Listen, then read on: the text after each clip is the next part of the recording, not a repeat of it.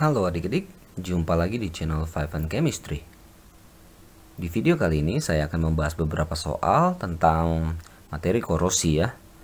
Materi ini masih berhubungan dengan materi yang sebelumnya saya bahas juga, yaitu tentang sel volta. Ya, jadi pemahaman kita tentang deret volta itu juga masih akan kepakai nanti untuk membahas atau menjawab soal-soal ini. Oke, bagaimana soal-soalnya, bagaimana cara penyelesaian maupun pembahasannya?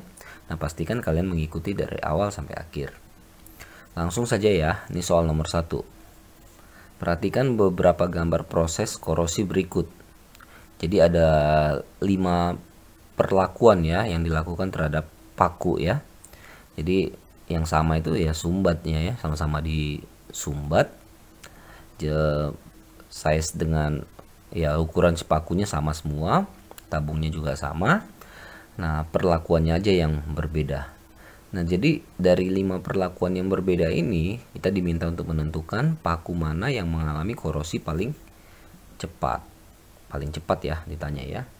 Nah, sebelum menjawab ini tentunya kita harus tahu dulu ya, faktor-faktor yang memengaruhi korosi itu kira-kira apa-apa saja.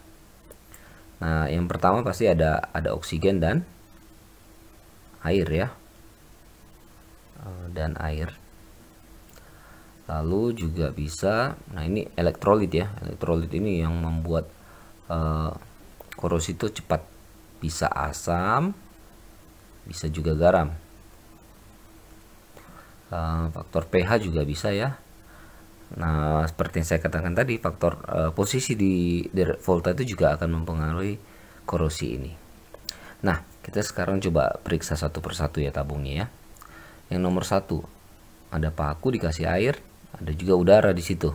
Yang pastinya ada uap air di situ kan. Ada oksigen juga di situ. Lalu apakah ini akan berkarat?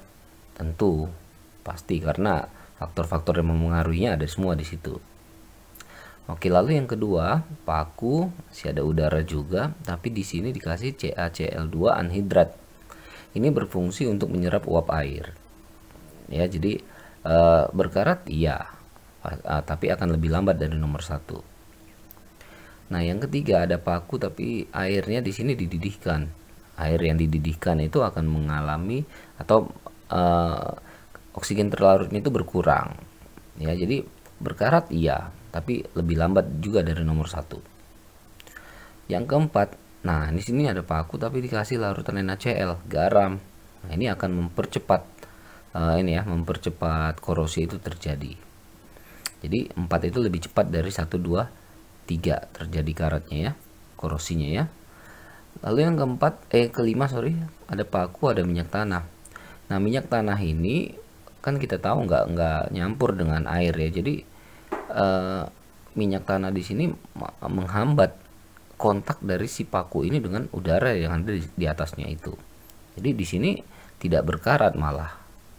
Oke, jadi yang paling lambat atau tidak berkarat ya inilah di minyak tanah ini. Tapi yang ditanya adalah yang paling cepat, yaitu yang mengandung yang diisi dengan larutan elektrolit garam NaCl. Jadi opsi yang tepat adalah dadu. Oke, sekarang nomor 2 dengan versi yang berbeda ya, tentang korosi tapi versi beda. Ada enol reduksi beberapa ion logam. Ini ya bisa dilihat di sini. Lalu kita diminta untuk menentukan logam mana yang dapat mencegah terjadinya korosi besi secara katodik. Nah, untuk mengerjakan soal ini, kita buat dulu ya jembatan garamnya ya. Atau kita harus tahu posisi siapa di kanan, siapa di kiri dari logam-logam ini. Ya, seperti yang kita tahu, semakin ke kanan enol reduksinya makin positif kan. Berarti Cu yang paling kanan. Lalu setelah itu Pb ya, lanjut Sn, lalu ada Ni, lalu ada Fe itu sendiri besi, lalu terakhir ada Mg ya, 3 4 5 6 1 2 3 4 5 6. Oke. Nah, mana yang paling baik untuk mencegah terjadinya korosi besi secara katodik? Nah, misalnya gini, kalau Fe ketemu dengan Cu ya, Kita ingat ya, semakin ke kanan itu cenderung reduksi kan, maka ke kiri itu cenderung oksidasi. Jadi kalau Fe di kiri ketemu dengan Cu di kanan, maka Fe yang mengalami oksidasi atau mengalami korosi dalam hal ini. Jadi kita jangan pilih Cu. Nah, bagaimana kalau Fe dengan Pb? Konsepnya sama. Karena Fe di kiri dari Pb, maka Fe yang mengalami oksidasi atau mengalami korosi. Ya, demikian juga kalau Fe ketemu dengan Sn, Fe ketemu dengan Ni. Nah, kalau ketemu dengan 4 ini, Fe akan mengalami oksidasi. Ya, jadi bukannya mencegah, malah dia yang kena korosi. Lalu kita pilih yang mana? Nah, pasti kita pilih yang sebelah kirinya, Mg. Kenapa? Kalau Mg ketemu Fe, Mg yang mengalami oksidasi.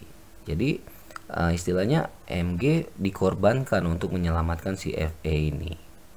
Paham ya? Jadi kalau ada soal seperti ini, logam mana yang dapat mencegah, yang paling baik mencegah terjadinya korosi, pilihlah yang sebelah kiri dari Fe. Karena yang sebelah kirinya akan cenderung mengalami oksidasi duluan.